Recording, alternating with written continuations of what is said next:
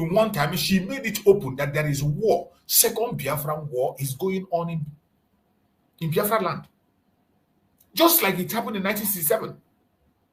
In 1967, while they were bombing Biafrans, people were dying in millions. In Lagos, people were enjoying and going about their businesses as if nothing happened. In other parts of the country, people were going about their normal businesses while there was war going on in 1967. The same thing is happening as we speak. That sister went in the front and she interviewed people, brought information out, and we say we have people that represent us. We have people who come every day to make noise on Ohaneze Ndigbo. There is one I saw his video that claimed to be the leader of Ohaneze Ndigbo. Coming to talk about the case of Nnamdi, he was first of all telling people to go and get their PVC. Imagine that idiot. An idiotic, when you see the way they reason, when you see the way they act, you see that their mind is beclouded with evil, full of evil. You came to make a speech about the head of Nnamdi Kanu, but you first of all started by telling people to go and get their PVC. Who are you trying to patronize? Who are you trying to patronize?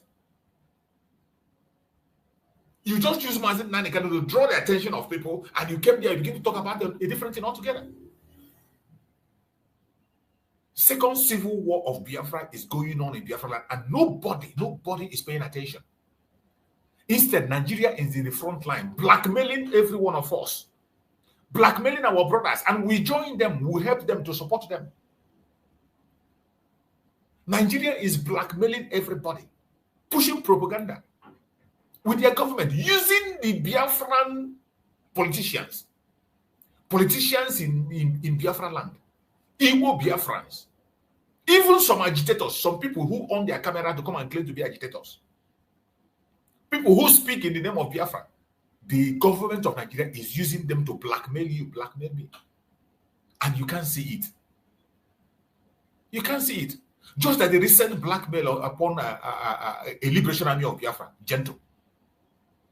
Everywhere they have decided to change the narrative and turn everybody against him. And so many of you followed that trip. Even if you don't agree with him. Even if you don't agree in his modus operandi. Must we all agree? But you forgot that there was a time he was the person holding ground to make you have a name. You forgot there was a time he was the person holding ground to give you a face, the face that you have today. You've forgotten that. Ohaneze Ndigbo was the first people to come out and congratulate the Nigerian government for pushing that propaganda. The next thing, fellow agitators coming out and to support that evil. But look at the northern part of Nigeria. Look at what is going on in the northern part of Nigeria. Look at what is happening in the northern part of Nigeria. Go to northern part of Nigeria and see what is happening in the northern part of Nigeria. In the northern part of Nigeria, they are backing up their terrorists. They are even threatening people. Sheikh Gumi came out and threatened people not to talk about their terrorists. A sheikh came out. That is how they protect them. But in your own, let me play the video. You see where they had the program.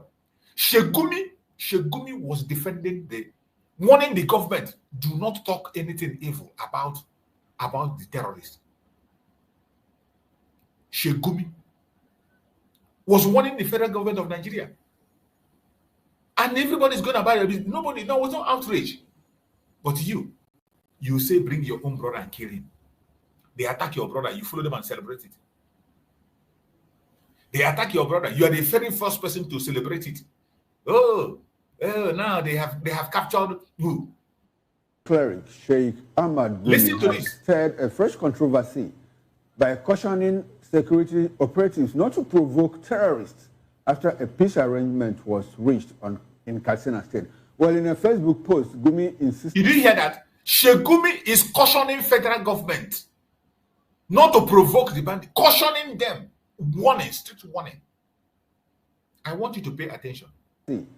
By cautioning controversial Kaduna-based Islamic cleric Sheikh Ahmad Gumi has stirred a fresh controversy by cautioning security operatives not to provoke terrorists after a peace arrangement was reached in Katsina State.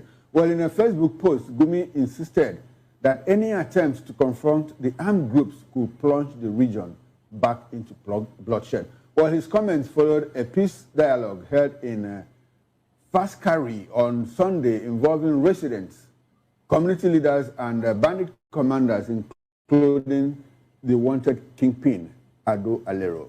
Video evidence showed heavily armed headers attending the meeting and interacting openly with locals and traditional authorities. Meanwhile, just before the peace meeting, some gunmen suspected to be bandits reportedly killed an officer of the Nigerian Security and Civil Defense Corps, NSCDC, identified as CCA Adamu Abdullah, in an ambush along Yantumaki Damusa Road. Well, the incident reportedly occurred on Friday at approximately 5 p.m.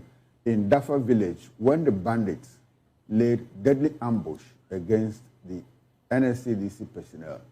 Well, 4 other personnel equally sustained injuries in the attack. We've been joined in the studio here by Dele Fanimo. Dele is a reporter and a political affairs analyst. Good morning, Dele Fanimo, and thanks to have you. And Chukuma. Good morning. Okay, beautiful. Gumi says we should not torpedo the peace deal with bandits because they have the power to do damage. What does that speak to the fight against insecurity? As a matter of fact, it's too complacent of government to not have arrested Gumi before now. How can somebody who is not a state actor initiate, dictate, and talk on behalf of non-state actors that are dealing with the country? That is what Shegumi do, and they can't arrest him. Nobody can arrest Shegumi. This is not the first time. It's not the second time. It will not be the last time. This is somebody Saudi Arabia refused to enter their country. Saudi Arabia refused him to enter their country, and this sheikh have continued to support the bandits, the terrorists in Nigeria, threatening the government not to attack the terrorists. And of course, you know that they have people in Asarok. The terrorists have, the vice president of Nigeria is a terrorist. He's the one that formed them. He funds them. In the House of Assembly, we have many of them that have been revealed in the north. You see how they have covered everywhere. But in Biafra land, where people are asking for legitimate rights, for their legitimate rights, self-determination, you brand them criminals, you brand them terrorists. You say bring them and kill them. And even our own people will be in the front line to celebrate their downfall of their own brand. But in the north, they are keeping theirs and preserving their people. By now, this man should be tried for treason. He became a terrorist to the extent that Saudi Arabia had to send him back when he went on Lesser Hajj.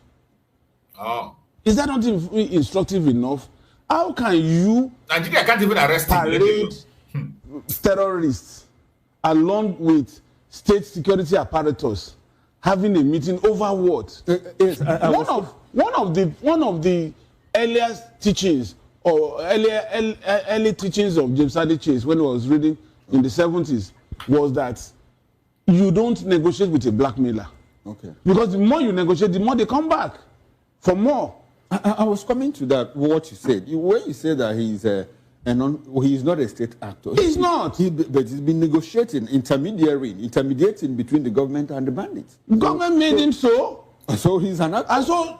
But tell me exactly the position he's holding in government. This man is making a sense because he is mediating between the terrorists and the government. So he's an actor. Government made him an actor. So you're calling him a non-state actor. He's a state actor employed by the government. Shegumi is a state actor employed by the government to speak for the bandits, the terrorists, and the government. And you see him organizing meetings, organizing peace summits, where the bandits will come with their ammunitions, the government will come and they sit and talk. and they don't see anything wrong in it. But in Biafra land, this same Shegumi gave them advice to recruit ordinary Biafrans. This same man was the person that gave them advice. Recruit ordinary Biafrans to go and fight themselves and kill their people. Go and fight the agitators. And our politicians heed to that advice. Federal government of Nigeria took that advice, sponsored the politicians to create different security outfits. They sponsored the politicians to create different kinds of security outfits. And today, you see what the chaos they are causing. But they will come back and they will blame Biafran agitators. They will blame Gentle. And some of you will be jumping up. You'll be rejoicing along with them. Now look at how foolish you are. Listen. That the lot will now fall on him. That he should be the one to be talking on behalf of government. Concerned citizen. Concerned citizen? Which means he has the modus operandi and the actors of this game. He should be brought in and interrogated to give us clues as to the whereabouts. Of course, he knows the whereabouts of all these bandits. He mingles with them. He has said that openly. And for him to even say, this is a veiled threat to authorities. Okay, talking about actors, state actors and non-state actors, we had the governor of Zamfara State, like 2 or 3 weeks ago, said, look, if I have the powers, I can stop insecurity in Zamfara State. In 1 month, I know the terrorists, I know their hiders, I know where they are. But it's helpless. From what? No, what Zamfara State governor, his own case is different. Okay. He is not mingling with them in the open. Even if he has any meeting with them, it will be in the closet. At the point, he was accused by his predecessor of liaising with them, having liaison with them. Was Matawale not accused of doing such? No. You see, if these terrorists or whatever they call them, bandits or whatever, I don't consider them as bandits. They are terrorists. Now, if they are assailing the state to the extent that it's becoming overwhelming, the governor can begin to have sort of negotiation, buying time for the right people, for the right machinery of government to strike. The point is, I, as a person, I don't believe in all this hide and seek. Now, talking about Nigerian government and its way of handling these issues with bandits, you know, we've constantly used the words kinetic and non-kinetic approach. We've used that a lot of times. This negotiation seems to fall within the realm of a non-kinetic approach towards the issue of banditry. Yesterday, Monday, we hear that about 40 worshippers, you know, were abducted from a mosque in Zamfara State very early in the morning by some bandits, of course.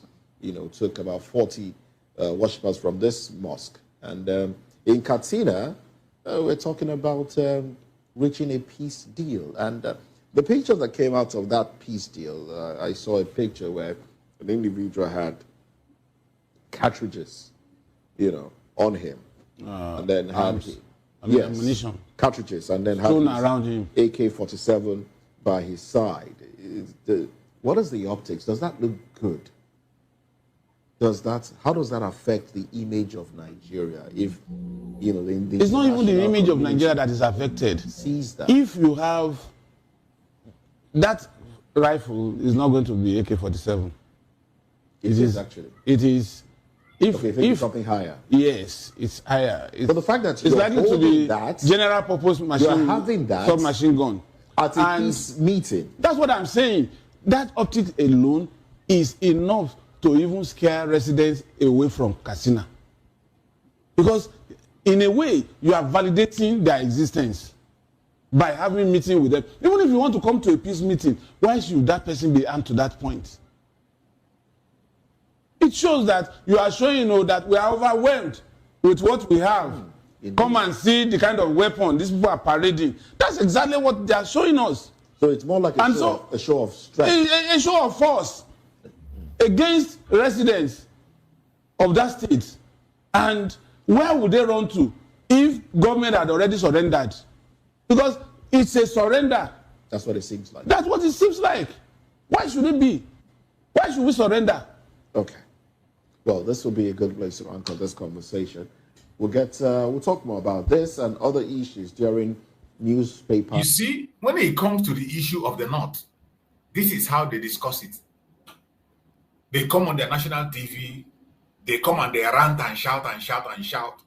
But when it comes to the agitators, people who have a purpose why they are doing what they are doing, the Biafran people are not terrorists, has never been terrorists. We love life, we value life. We are not violent people. We are not, has never been violent people. But the government of Nigeria has decided to force that violence into our territory. Biafra land used to be the most peaceful part of that zoological republic. The most peaceful part of Nigeria is Biafra land. But the government of Nigeria have pushed insecurity by them. They single-handedly sponsored it and make sure it exists from the time of late Muhammad Buhari. They planted that seed and they have succeeded in recruiting Biafrans themselves. They have recruited many Biafrans after they have created poverty, created fear. They pressured so many people to submission. And as I speak, many people have submitted and they are now working with the Zoological Republic to continue to increase the insecurity. These things are not rocket science.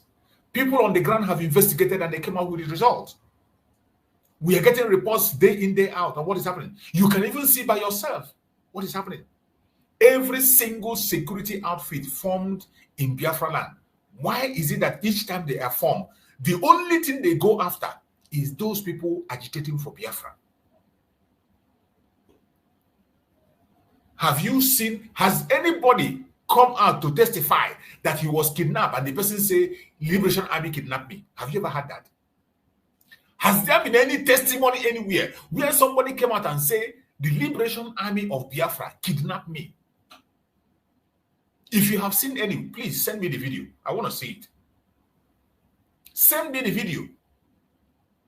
Have you ever had anywhere that somebody came and say, it was the Liberation Army that raped me?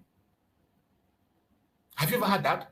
Have you had a report anywhere where somebody came out and said, the Liberation Army came to my house and raped me, raped my family? Have you ever had that? Have you had any testimony?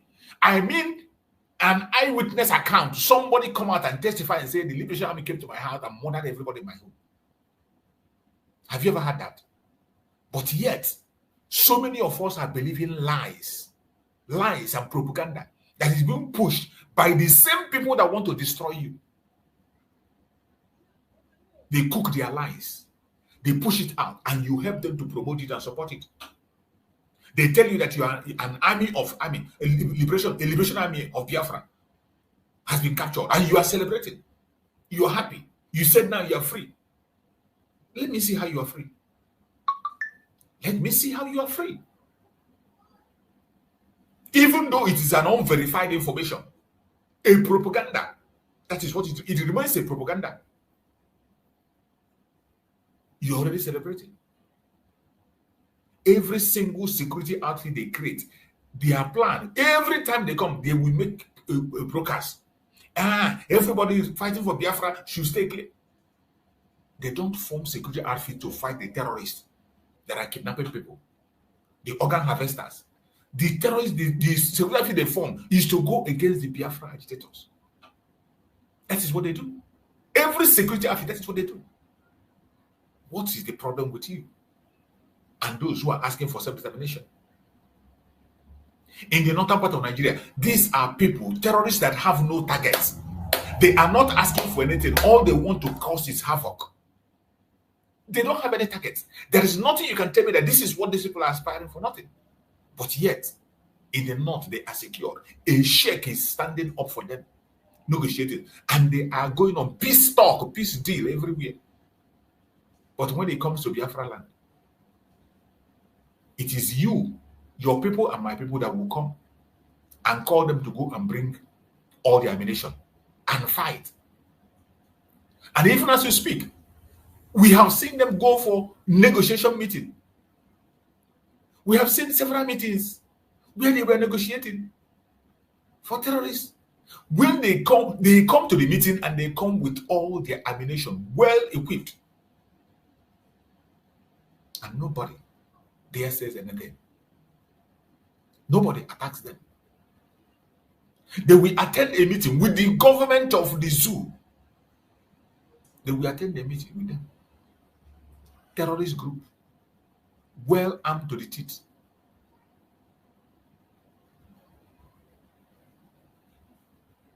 And there is nothing anybody can do. But when it comes to the issue of Biafra, they will say, bring them and kill them. Bring them and kill them. Look at Nnamdi today. Ill wants to go to the National Hospital in Abuja there for treatment. He's not asking to be flown abroad. But we know that some people, some criminals have been flown abroad. Some people that are detained who are have been flown abroad for treatment. But Nnamdi is asking to go National Hospital in Abuja for treatment. They refuse it. They refuse him. He's not asking for anything. National Hospital in Abuja to go there and take treatment. And they refuse him. These same people will come and tell you about one Nigeria. And some of you join them to promote that idiotic agenda. Some of you join them to promote the evil agenda.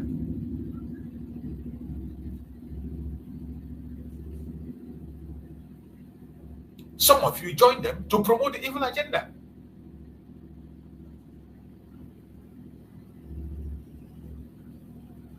How long are we going to continue to watch this terrorism happen?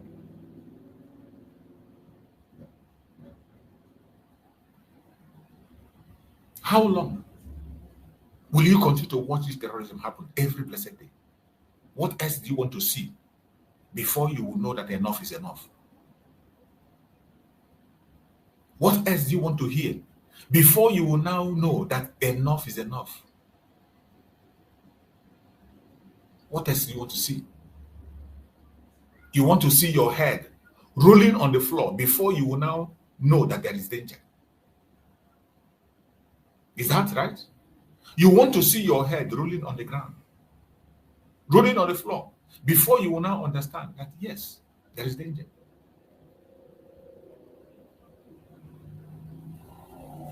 What else are you waiting for?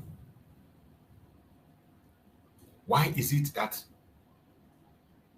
you see your brother as an enemy? Why is it that you want your brother dead, but the real enemy, you are dining with them and whining with them? I want you to hear this one. The picture of the man bandage was given chieftaincy title. And the government officials were invited to the ceremony and they attended it. Is it not the same country where they were giving bandits wives? One state was organizing women for them. That if they got married, they would be... Oji, look at the military fatigue the guy is wearing. Come on. If you dare wear that camo, the military will beat you blue black in public. But look at him wearing the military cap. Unacceptable. It's the audacity and boldness of impunity. That's right. Bandits and terrorists are criminals. They are all together. We'll take the story in Katsina State, where reactions have trailed the peace deal negotiations between one of Nigeria's most wanted terrorists, Isaiah Kwashen Garwa, with a community in Faskari local government area of the state. The deal was announced on Sunday in a post on X by Zagazola Makama, a security analyst specializing in the Lake Chad region. In the post, Makama explains that for a long time, the terrorists had been linked to kidnappings, killings, and raids across forest areas in Katsina, as well as neighboring states. Reactions to the story have been divided. While some see the development as a chance to restore calm in long-troubled communities, others question the sincerity of the bandit leader, recalling the atrocities attributed to his group. I mean, look at this man out there holding a rifle. He's out there, Rufai, and meeting with community members. And this is the sort of conversations we're having right now in Nigeria. I'll take the reactions trailing the story, and then we will continue. In the meantime, here is a reaction. This is from an ex-user, wrote on X. Is the peace deal the required justice for the numerous lives that were wasted and are still wasting so many years of setbacks, not only for the direct victims of insurgency and the Northeast, but also for the country in general? Negotiating peace with bandits and enemies who held the entire country hostage for so many days is synonymous with encouraging others to constitute themselves into groups to wage war against the country with the mindset of being granted amnesty after so many years of infiltrating havoc and destroying lives. Meanwhile, a peace deal that was intended to end years of violence in Nigeria's northwest has collapsed after bandits abducted 40 worshippers in Zamfara state. The peace pact had been signed on August 28 between community leaders and bandits in Katsina state. However, less than a month later, gunmen attacked a mosque in Gidantobe village in Safe local council and abducted dozens of worshippers during morning prayers on Monday. Despite the setback, the Katsina state government is saying they support community-driven pacts with repentant terrorists, but maintain a policy of zero negotiation. What sort of contradiction is that, Rufai? So when you see a society that the oppressors are beginning to have a very free reign, and the people that the government ought to protect, the government can't protect them, so they try to look for deals with their oppressors. These are vestiges of a dysfunctional society. You will have thought that this government will focus on that, but they'll never focus on that. They'll focus on politics. And that's why they were doing elections in Zamfara State, 5 local governments. I can't still process that thing. They deployed officers from Gombe and other parts, military officers, battalions were there. In security, you will never see that kind of mass deployment. You see, because number one, the government doesn't really care about you that much. So you are left in the hands of kidnappers and bandits. You have to beg them for peace deal. And that's the dysfunctional society we live in. And it's that kind of dysfunctional society that breeds people like Bago. That Badegi FM held his feet to the fire. He felt no other thing to do. He said he was going to demolish the station. Thank God Badegi FM didn't call to him. You know how many media stations that have called to dictators and outright bullies in this country? They took him to court and he was repelled. Now he wants to look at the sermons of preachers. At a point, if care is not taken, I'm not saying he has done it, but at this rate, maybe he'll start looking at all the phones and the call log of everybody because he wants to censor thoughts. The best antidote to react, if they say you're not doing well, is to do well. But in a large regard, in a very big aspect, yes, he has gotten some successes right in agriculture, but in trampling of rights and things like that, he has not done well. Yeah. And we have to tell him what it is. In that interview, he made many blunders. And please, his chief press secretary should walk him about what they call image. He thinks he's straight talking, but he says a lot of rubbish. Just like what he said in that interview, that Borgu local government is bigger than the entire Southeast. Empirically, it was proven to be wrong. Borgu local government is not bigger than the entire Southeast. Right. So is this not the same man that told his police orderly to slap an imam or something? Yes, and the next thing, his reaction was, oh, he was an imposter. So even if it's an imposter, you say they should slap people like that? All right. So, you see, we have a dysfunctional society that celebrates dictators, gives them a free reign to rule, to lead, to hurt, to demean. And we are meant to go and say rankadede to dictators. And when you speak out, you are told that you are not patriotic, and they will couch it around religious and tribal lines. I mean, this is the situation that we have in our hands at this point. We have this terrorist leader who's actually on the number 9 on the DSS list, most wanted, and he's out there. His pictures are there, and he's negotiating with the community. It is unfortunate. It is unfortunate. We have a picture of the man. One bandit was given chieftaincy title. And the government officials were invited to the ceremony, and they attended it. Is it not the same country where they were giving bandits wives? One state was organizing women for them. That if they got married, they would be... Oji, look at the military fatigue the guy is wearing. Come on. If you dare wear that camo, the military will beat you blue-black in public. But look at him. Wearing a military cap. Unacceptable. It's the audacity and boldness of impunity. That's bandits and terrorists are criminals. They are. They do not deserve jollof rice. They do not deserve chieftaincy titles. Yes. They do not deserve any form of negotiation. No. The law of the land must be made to follow its course. Well said, Dr. Bati.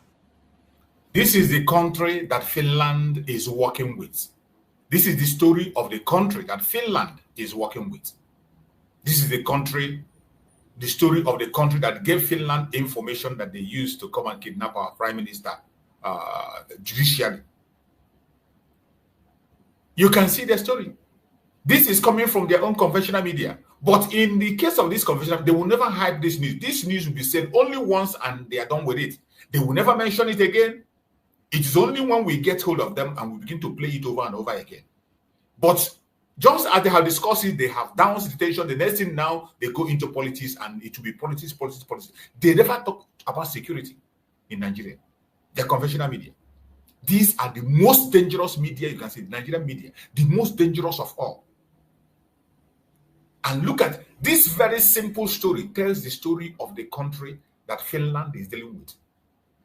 This is the country that gave Finland the information they used to detain their own citizen, a man that have served them for years. A man that served them. This is the country, this is the picture of the country that provided intel for Finland to kidnap our prime minister judicially. You can imagine a country that sit on the table with terrorists, known terrorists that have no other objective except to kill, to destroy, and to take life. They are seeking for nothing. There is nothing they are asking for. There's nothing they're asking for. And the government is there, sitting down with them. Number 9 most wanted person. Number 9 most wanted terrorist in Nigeria. They are discussing with him. They are reporting with him. You heard him, they say, some of them were giving chieftaincy title. Some of them were giving wives to marry. In Nigeria, this is the country that is providing information for Finland against our prime minister. What a shame. And you tell me that Finland has not joined the League of Terrorist Countries? When you are aiding and abetting terrorism, you are equally a terrorist. That is what it simply means.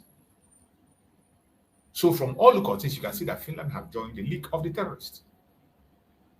Is it difficult to know? It is not. But that is the fact. That is the fact.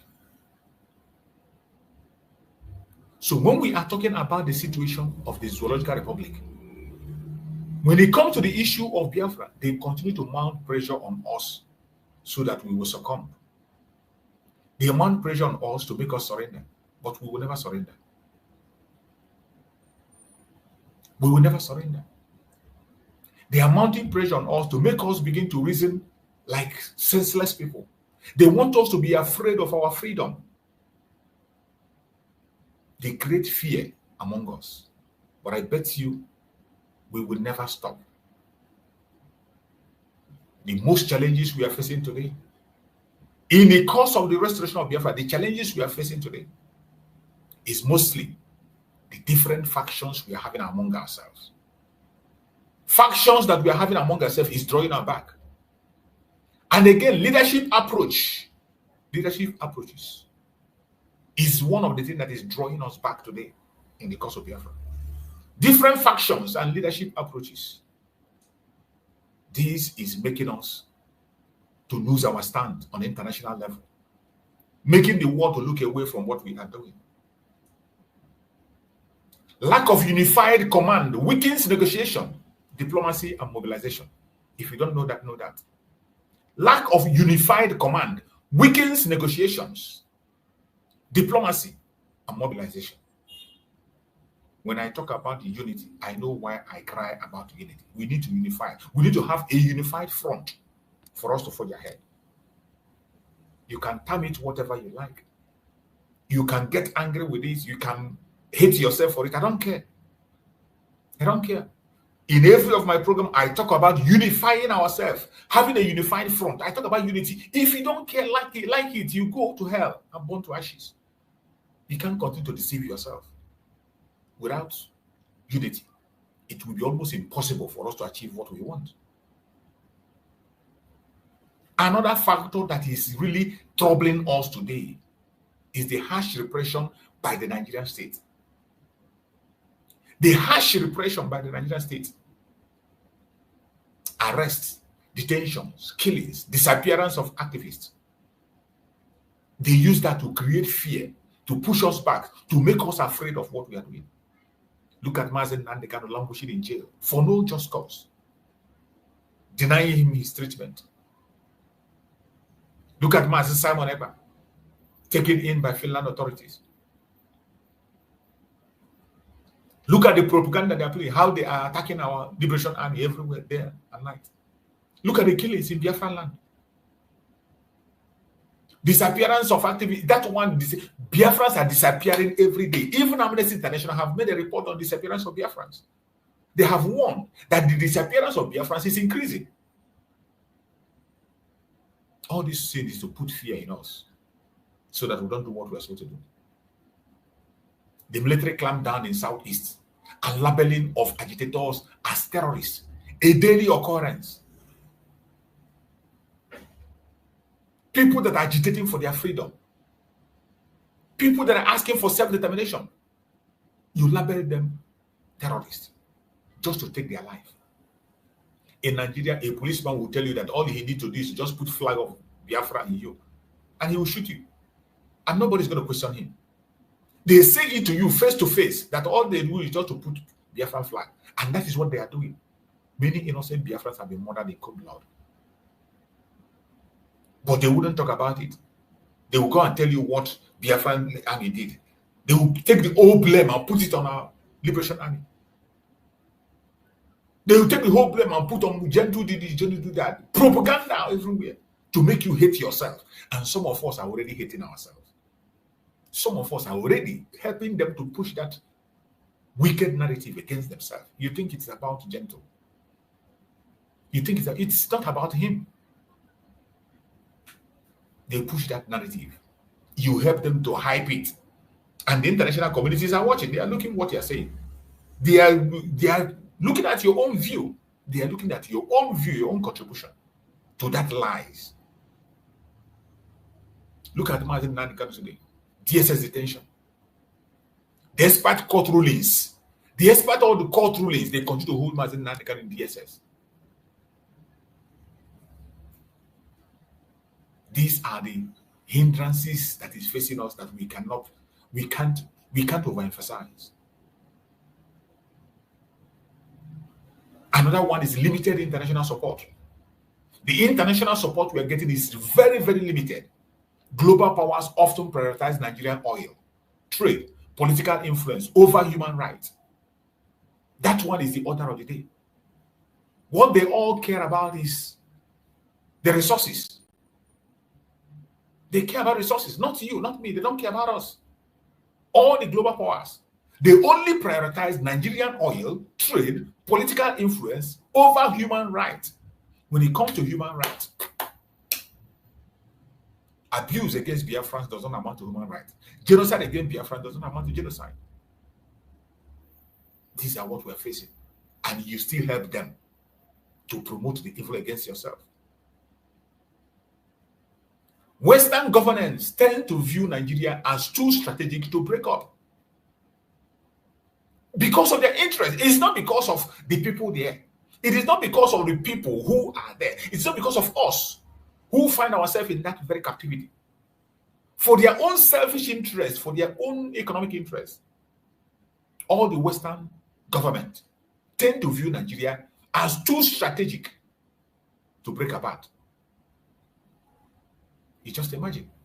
They will always seem to listen to you, force you to remain together for their own selfish interests.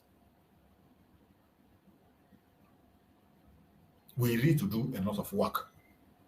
One of the challenges we are facing today is that Biafra has not yet secured strong diplomatic allies at the state levels. We have not yet secured strong diplomatic allies at the state level.